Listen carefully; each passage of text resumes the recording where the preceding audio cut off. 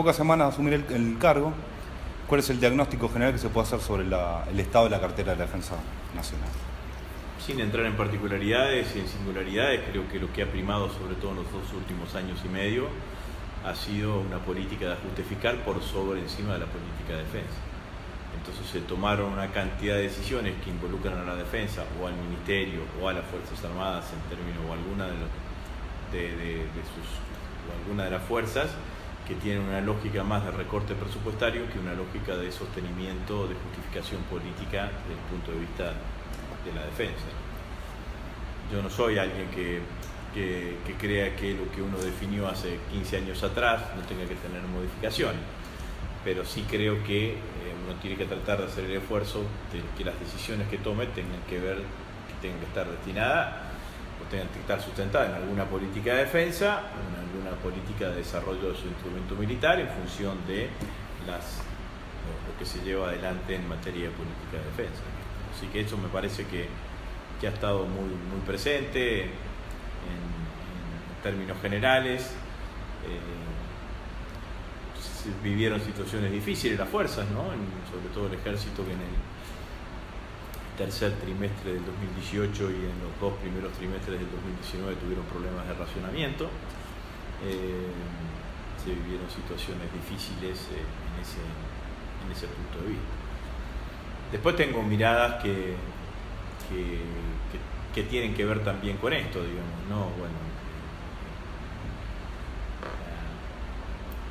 la falta de atención o la desatención o la desidia del mantenimiento de algunas cuestiones de edificios, de algunas cuestiones automotores, el no sostenimiento de una política de mucha cercanía con el INVAP y de desarrollo de los proyectos que teníamos con el INVAP, me parece que también está parado en una idea de que el Estado, cuanto más chico posible, mejor. Yo creo que esa mirada es una mirada que es contraria al desarrollo de una política de defensa. Tiene que tener una idea de desarrollo íntimamente ligada a la industria de la defensa. Bueno, diría que, y obviamente que hay un tema, la tragedia de la San Juan cruza toda la gestión ministerial de los últimos 4 años.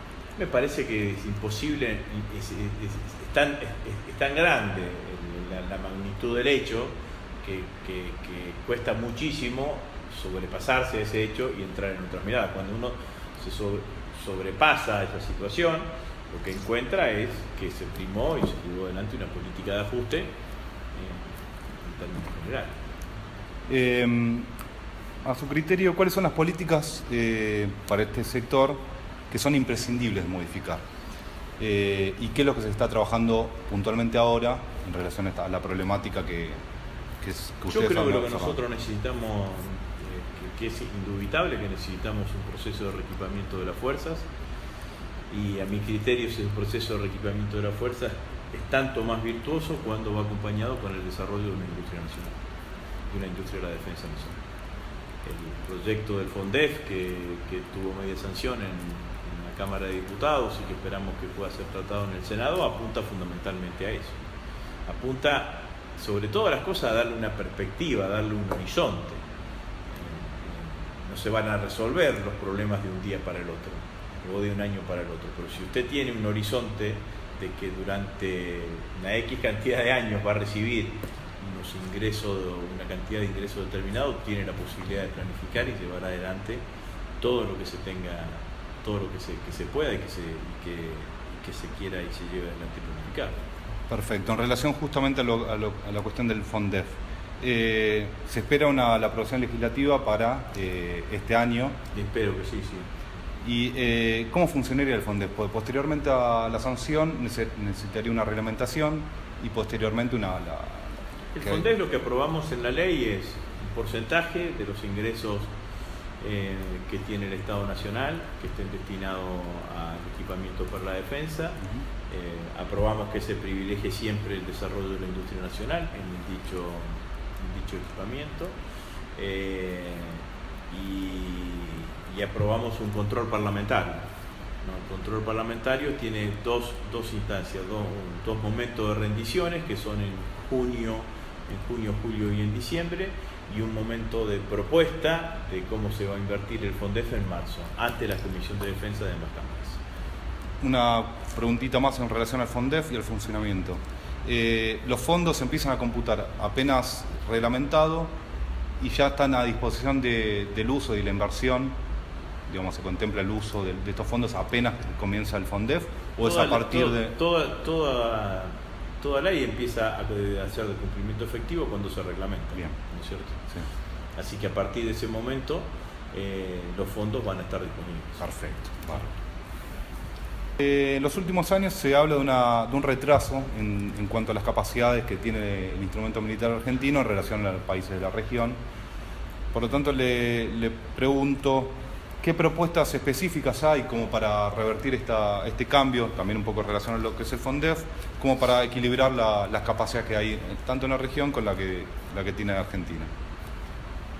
No me preocuparía tanto, no tendría una mirada tanto de preocupación de lo que pasa en los distintos países de la región, porque cada país tiene dimensiones distintas y miradas y situaciones geopolíticas distintas, ¿no? Nosotros no podemos compararnos con Brasil por la dimensión del país, no podemos compararnos con Colombia por una cuestión geopolítica en cuanto al desarrollo del instrumento militar, ni siquiera con Chile, que ha venido recibiendo hasta este año una asignación específica de las exportaciones de cobre en cuanto al desarrollo del instrumento militar chileno.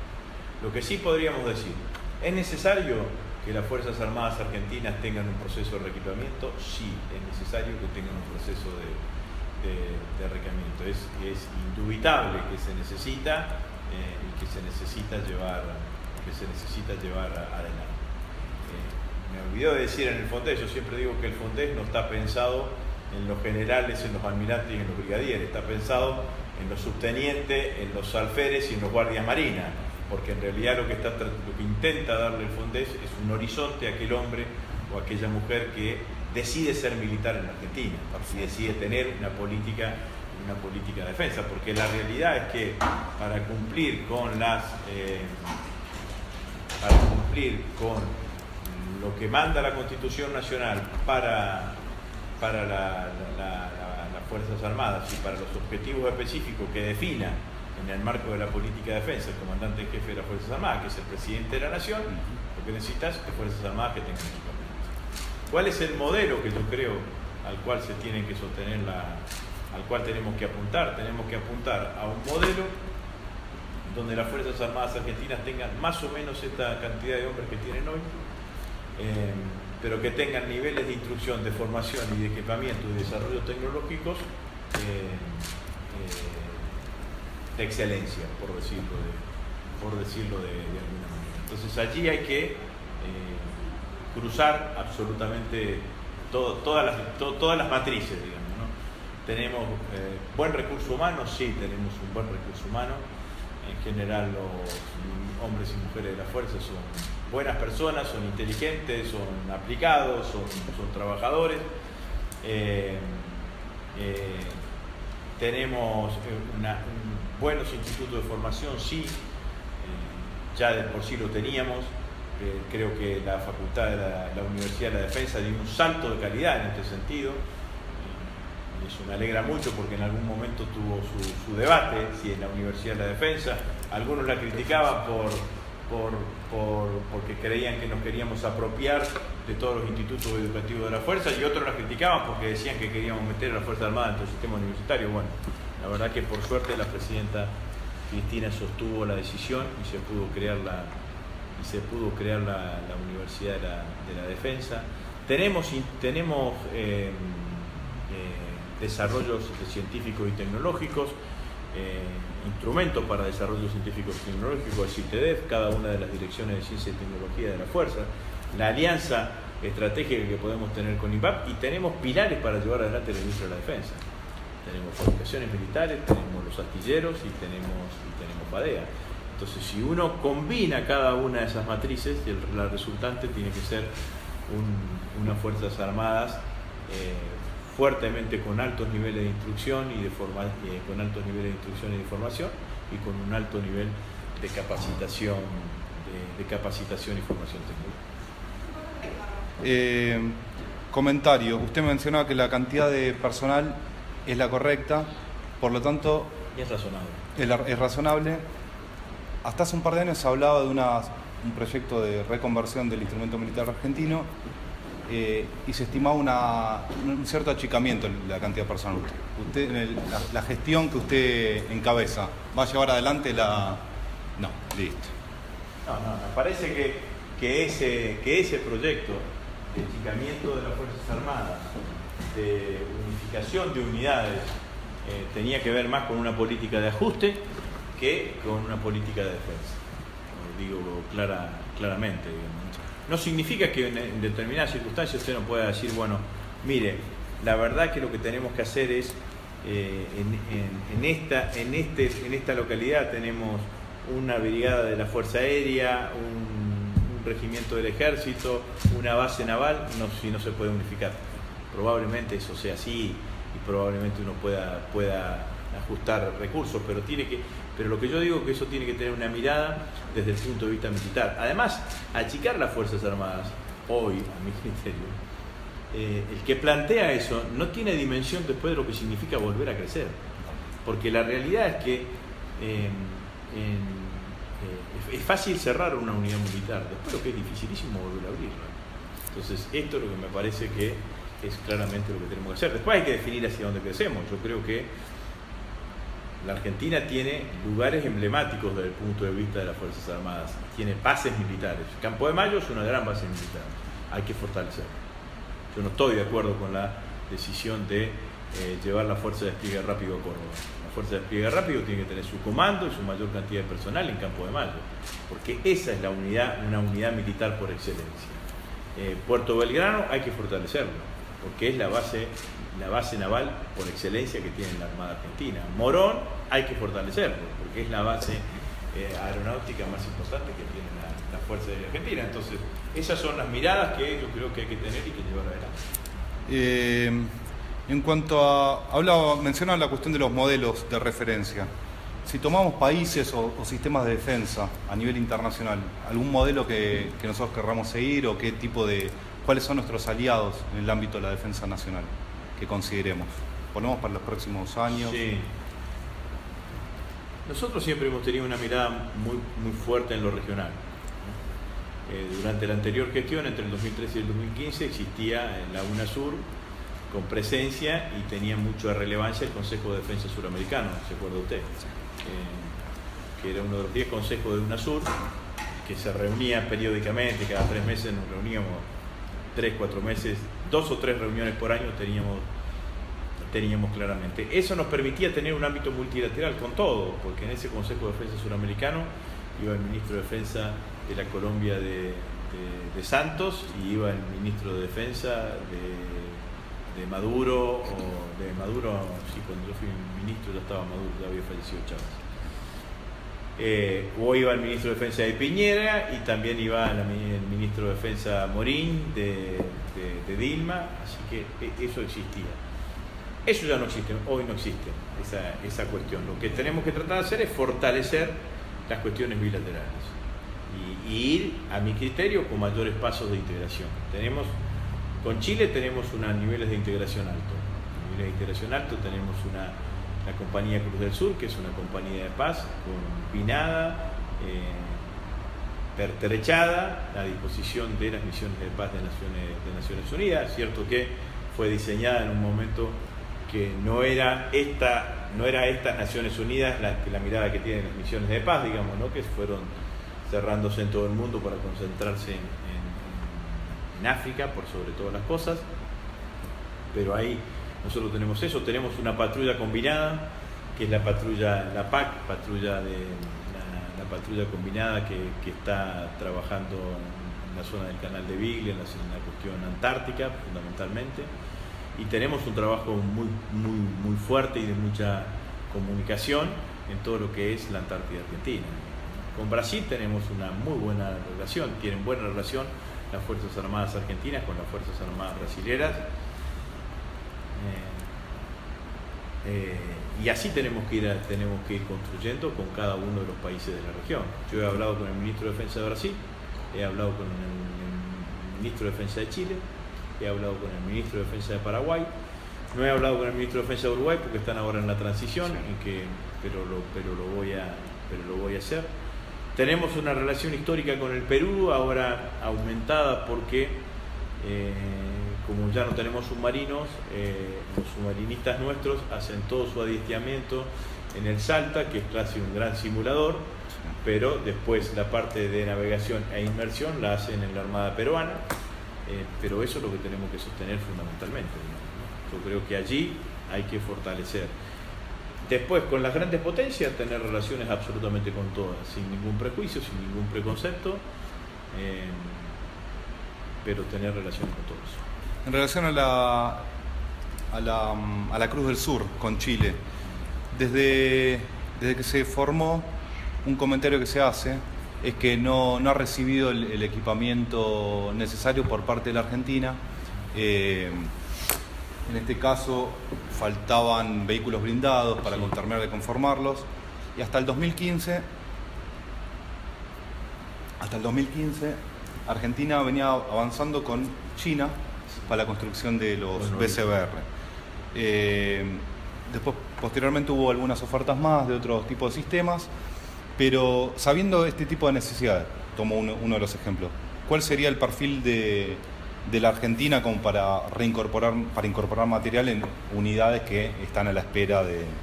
Yo creo que nosotros tenemos que analizar, analizando con Norinco esa posibilidad y con algunas otras posibilidades para revitalizar la planta que nosotros tenemos en Bulón. Nosotros allí lo que imaginábamos era tener un acuerdo, un joint venture, un acuerdo con transferencia de tecnología para empezar a fabricar aquí en la Argentina esos blindados que ya la oruga, como tienen los blindados argentinos, prácticamente se ha dejado de usar, es costosísima, y la reparación de cada una de ellas es muy costosa, por lo tanto nosotros tenemos que avanzar hacia los tipos de blindados a rueda. Eso era lo que nos faltaba, teníamos algunos, nos faltan algunos más para terminar de completar el pertrechamiento que se había comprometido la Argentina en Cruz del Sur. Si bien tenemos algunos blindados que están en La Pampa, para llevarlo adelante. Dos preguntas más. Pero sí, me parece que ese es un proyecto interesante. Lo de BCBR y todo lo que sean blindados a agua. Que sea, porque me parece que ahí tenemos un know-how, tenemos una historia en la Argentina, que eso es importante, muchos no le dan valor a eso, digamos, ¿no? Pero alguna vez nosotros tuvimos la TAMS en la fábrica argentina la fábrica argentina del tanque argentino mediano. Tenemos una historia allí, en Bulón tenemos esa pista de entrenamiento de blindados como no hay en otros lados, así que sin ninguna duda que me parece que esa es una iniciativa interesante para el país. En cuanto a la Armada Argentina, posteriormente a la tragedia del San Juan, Argentina quedó como uno de los, si no el único de los países costeros sin capacidad submarina de Sudamérica. Ha habido ofertas o ha habido ofrecimientos tanto de Brasil para transferir algunos viejos submarinos, incluso se ha hablado de unas ofertas noruegas. ¿Se planea durante la gestión que la Argentina vuelva a incorporar la capacidad submarina? Yo creo que nosotros no tenemos que perder la capacidad submarina. Y la única manera de no perder la capacidad submarina hay un único camino, tener submarinos. No hay otra posibilidad. Escuché que existió la posibilidad de los submarinos brasileros, pero también escuché que esa posibilidad se cayó y que Brasil finalmente termina acordando con Perú. Los peruanos han hecho un astillero enorme ahí en el Callao y están canjeando los dos submarinos o uno de los dos submarinos por un buque multipropósito grande.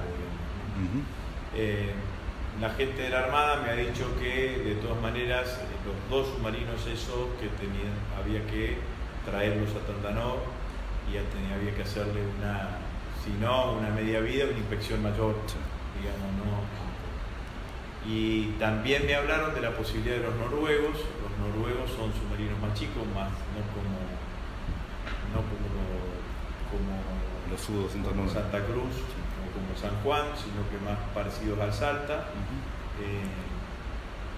Pero bueno, hay que ver ahí si hay una oferta concreta, no serían de disponibilidad inmediata, estarían hablando del 2021, pero en los términos de la defensa no es nada. Exactamente. Porque la realidad, el otro día ahora me he encontrado que yo creí que ya estaba finalizado, que el acuerdo, que la orden de compra que nosotros habíamos metido a Artilleros Río Santiago por las LICA, todavía no están, hay dos que están allí construidas en un 70%, ahora he dado la directiva, he hablado con Artilleros Río Santiago y he dado la directiva también acá en el Ministerio para que aceleremos las cuestiones para poder terminarlas y tenerlas terminadas durante el tiempo. Pregunta sobre el tema de la Fuerza Aérea. Una necesidad importante desde el 2015, que se dieron de baja los cazas Mirage. Argentina se quedó sin capacidad supersónica. Se ha visto mucho en la cumbre del G20, en algunos eventos importantes en donde ciertos países nos preguntaban si tenemos capacidades como para interceptar. ¿Se mantienen los planes de la gestión anterior de las ofertas tanto coreana o italiana para incorporar estos sistemas supersónicos, o hay algunas nuevas ofertas que puedan llegar a ponerse a disposición y bueno, contemplarlas? Nosotros cuando nos fuimos en el 2015 habíamos dejado armado todo para los CAFIR, ¿se acuerda usted, no? Y habíamos dejado el contrato armado para la firma. Yo no encontré eso ahora, digamos, no. Entonces lo que tengo son resultados de conversaciones con distintos grados de formalidad, pero no está en mi escritorio ni me ha alcanzado una propuesta concreta sobre la cual pueda opinar o decidir. El CAFIR nosotros lo buscábamos como un instrumento de transición hasta tratar de llegar a alguna cuestión más desarrollada. Ahora, bueno, habrá que ver, ahí es una decisión, ¿no? Porque me parece que si nosotros contamos con recursos tendríamos que mejorar la performance de fabricación de pampas, poner pampas en la mayor cantidad de unidades de brigadas de la Fuerza Aérea Argentina y empezar a artillarlo, ¿no? E ir mejorando, poniendo inversión en mejorar cada una de las cuestiones que tenemos de los pampas. Me dijeron, no lo sé todavía, porque que hay un proyecto que está trabajando la Fuerza Aérea de revalorización y reoptimización de los A4. Eso está ahí desde el año pasado. Del año pasado. En eso venimos dando vueltas hace bastante, digamos, ¿no? La verdad es que también en algún momento cuando yo llegué en 2013, se acuerda usted, me ofrecían los F1 españoles. Sí. Todos esos aviones quedaron fuera. Primero eso era un gran negocio y después cuando fuimos a concretarlo no era tal y bueno, prácticamente esos F1 españoles están fuera de servicio ya, digamos, ¿no? Entonces hay que estar muy atentos en ese sentido. Nosotros habíamos trabajado bastante para llegar a las CAFIR, sí habíamos visto los JF-10, que son chinos pero los vuela Pakistán, los otros, los Sukhoi, los norteamericanos, F-16, los F-16 que los chilenos compraron, digamos, ¿no? Y que tienen para por el costo. Entonces en eso también hay que tener mucha claridad, digamos, ¿no? de qué es lo que tendríamos que hacer. Si la pregunta ¿sería deseable que la Argentina tenga una flota de 10, 12 aviones supersónicos? Sí, sería deseable. 10 aviones con 2 simuladores, bueno, con una línea de mantenimiento, porque eso también era necesario. Los CAFIR nosotros lo habíamos pensado también porque Colombia vuela CAFIR. Exacto. Es cierto que los colombianos habían tenido 2 accidentes y eso había generado un poco de ruido, pero es cierto que también Colombia tiene la línea de mantenimiento. Entonces para nosotros eso también era una cuestión de cercanía, digamos, ¿no? que nos podía facilitar. Pero bueno, hay que pensar, hay que ver todo y hay que analizar de vuelta cada una de las cosas. No conozco la oferta de los coreanos, no conozco lo de los italianos. Última. Usted me hablaba mucho de la cuestión del complejo militar industrial, la importancia que tiene acá en la Argentina.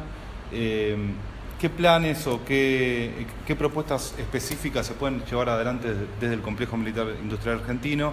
Tanto en cuanto a FADEA, usted hablaba del Pampa, fabricaciones militares, o Tandanori y Río Santiago. ¿Qué tipo de proyectos se pueden desarrollar desde Argentina que tengan valor tanto en la Argentina como en el exterior para posibles ventas, ¿no? Bueno, la variedad es amplísima, ¿no? Nosotros hoy en Fabricaciones Militares Ferrer y Beltrán tenemos una expertise en fabricaciones y municiones de 9 milímetros, pero podemos aumentar claramente nuestra producción sin aumentar el personal. Tenemos la línea de producción y podemos estar produciendo muchísimo más de lo que estamos produciendo ahora. Las fabricaciones en 9 milímetros solamente participamos en el 25% del mercado. El resto es importación, y obviamente la pólvora que se fabrica en Villa María se utiliza para hacer las balas, gran parte de la pólvora se utiliza para hacer las balas en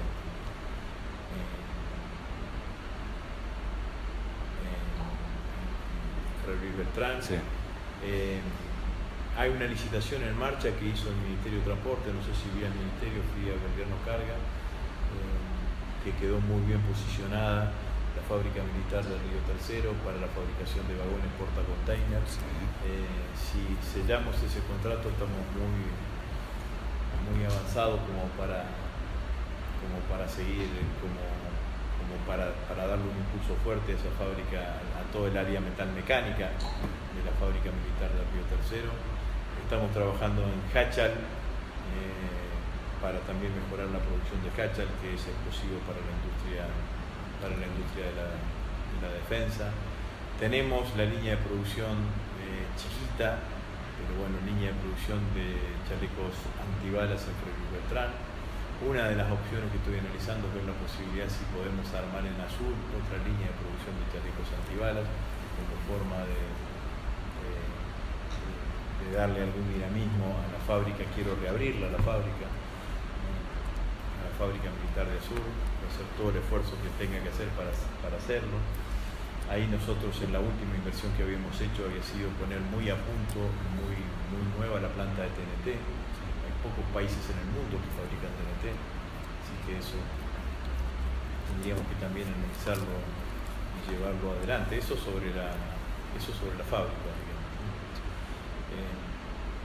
También podríamos ver de auspiciar o de analizar en algún diálogo con YPF alguna fabricación de explosivos para la industria petrolera.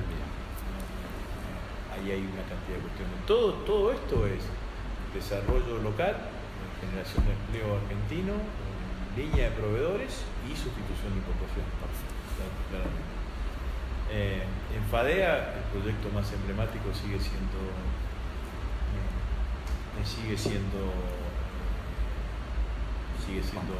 el Pampa. Esta gestión diversificó, yo estoy de acuerdo, me parece que se hizo bien. Tiene un buen contrato con la TAM para mantenimiento de algunos aspectos de los aviones de la TAM. Hoy tuve una reunión con Aerolíneas Argentinas, donde también pusimos esta posibilidad de que también Aerolíneas Argentina haga, si bien Aerolíneas tiene su propio mantenimiento para los 737, que Aerolíneas haga el mantenimiento parte del mantenimiento también lo podamos hacer en FADEA, y eso sería una cosa. Estamos charlando con el gobierno de la provincia de Córdoba para ver si tuve una reunión con Eduardo Castelo y con Civira, que está funcionario del Ministerio de la Producción y que viene de FADEA, para ver si podemos hacer en una parte, en un sector del predio de FADEA, un parque industrial aeronáutico, con el objetivo que se instalen allí empresas aeronáuticas que tengan una diversidad de producción, pero que además permitan producir allí elementos que me permitan ir poniéndole mayor producción local al Pampa, sustituir ahí importaciones. FADEA además tiene, además está el proyecto, usted vio que sacaron de carrera el Pío Las Burras en Pucará. Sí. Se está trabajando en un proyecto que es, retomaron el viejo proyecto nuestro de la remotorización de Pucará con IBI, la empresa israelí. Sí. Elbit, de la empresa israelí, agregándole algunos elementos, algunas cámaras para vigilancia, para inspección. Sí. Eso hay que hacerlo adelante. Trabajaron sobre el IA-100, que era un proyecto de avión de entrenamiento básico. Compraron aviones de entrenamiento más básico que el IA-100 a una empresa mendocina. Hay que ver si podemos trabajar. Volver a poner el IA-100 de vuelta. Sí, sin dejar de utilizar de la empresa mendocina, porque también FADEA lo que no tiene que hacerse es oprimir lo que pueda hacer el privado. Exacto. Digamos, ¿no? Pero sí por ahí tener el CBC, el curso de entrenamiento básico, digamos, ¿no? Tenerlo escalonado. Bien. Digamos, tantas horas con tantas horas con un IA-100, sí. Y después pasar a Tucano, a los que compraron Texas, ahora, sí. Texas, digamos, ¿no? Y después el Pampa. Cuanto más escalonado vos lo haces, menos costos sobre, digamos, ¿no? Claro, hay más capacidad también. Y después siempre está dando vuelta la posibilidad de algún avión tipo fumigador o algo que habría que analizarlo con agricultura para ver si agricultura puede llegar en el futuro a sacar una línea de crédito a tasa subsidiada.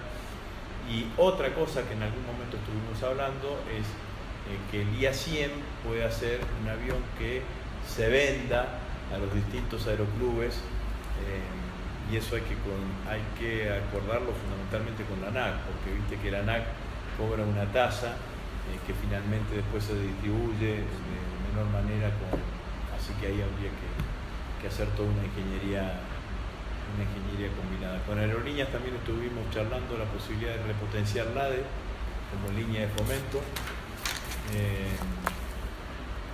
tratando de ver de qué manera la repotenciamos, pero la base sería que Aerolíneas alquilaría vía leasing los aviones, nos los daría para que los operemos nosotros pagaríamos ese leasing a Aerolíneas y después quedarían en manos del ADE. Bien. Y la comercialización de los vuelos de esa LADE fundamentalmente hechos por Aerolíneas. Entonces cubriríamos aquellos trayectos que con aviones de menor porte que Aerolíneas no puede hacer. De menor porte, pero no de 30 asientos, estoy hablando de 60, 80 asientos. Bien. En ese caso, Fuerza Aérea Argentina necesitaría un sistema nuevo, porque ya perdió la capacidad de transporte mediano y de los aviones de Lo estamos haciendo con LADE, hoy lo estamos haciendo con los SAP, que están en Comodoro Rivadavia, que hay 2/3 o 1/2, y con los Twin Otter estamos haciendo un circuito cerrado dentro de Patagonia. Acá lo que tendríamos que ver con eso es seguir haciendo ese circuito, pero que llegue a Buenos Aires y ver algunos otros circuitos del interior de la Pampa Húmeda, provincia de Buenos Aires, provincia de Santa Fe, buscar algún mecanismo de esa característica. La intención es repotenciar entonces LADE con... La intención es que en la medida que Aerolíneas recupere su rol de línea de bandera, vamos a necesitar una línea de fomento. Perfecto. Entonces, y ese lugar lo tiene que ocupar LADE. Y eso me parece que sería más que interesante. Y después hay que trabajar asociativamente en los astilleros entre Tandanori y Río Santiago, para ver de qué manera trabajamos fortaleciendo todo lo que tengamos que hacer. Bien.